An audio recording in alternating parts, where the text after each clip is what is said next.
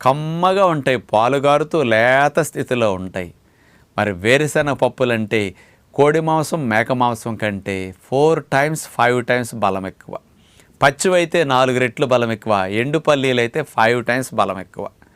అంచేత ఎవరు పచ్చి పల్లీల్ని రోజు తింటే మంచిది, బాగా తినొచ్చు అంటే గర్భవతులు, బాలింతలు, ఆటలాడే పిల్లలు, బరువు పెరగాల్సిన వారు, ఎదగాల్సిన వారు, అట్లాగే ఎవరికైతే జిమ్ బాడీ బిల్డింగ్ చేస్తారో అట్లాంటి వారు, హార్డ్ వర్క్ చేసుకునేవారు ఈ పచ్చి పల్లీలు రోజు తినటం మంచిది.